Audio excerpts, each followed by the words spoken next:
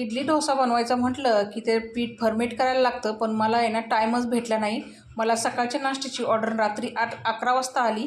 मग डाळ तांदूळ कधी भिजायचं ना, तर मग मी काय केलं बघा, 2 वाटी तांदूळ आणि 1 वाटी उडदाची डाळ स्वच्छ धुवून घेतली. रात्री 11 वाजता भिजत ठेवली. 12:30ला वाटायला घेतलं. त्याच्यामध्ये 1 वाटी गरमागरम भात घेतला आणि गरम पाण्यामध्ये डाळ तांदूळ वाटून घेतलं. एका भांड्यामध्ये काढलं आणि पॅन गरम करून घेतला गॅसवरती. ते भांडं त्याच्यावरती ठेवून घेतलं पॅनवरती. कॉटनच्या कपड्याने चांगलं झाकून घेतलं. सकाळी बघा मस्त असं पीठ फर्मेट झालेलं आहे. 1 चमचा मीठ टाकलं आणि मिक्स करून घेतलं आणि इडली प्लेटांना आहे ना तेल लावून घेतलं आणि त्याच्यामध्ये बॅटर टाकून घेतलं.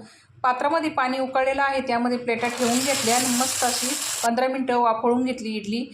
इडली तयार झाल्यानंतर डोसा आणि चटणी पण तयार करून घेतली. ती तयार झाली मऊ लुसलुशीत कापसासारखी इडली आणि क्रिस्पी कुरकुरीत डोसा. व्हिडिओ आवडला असेल तर व्हिडिओला लाईक करा, नसेल आवडलं तर चॅनलला सबस्क्राईब करा. नक्की आवडतील. भेटूया पुढच्या व्हिडिओमध्ये. धन्यवाद.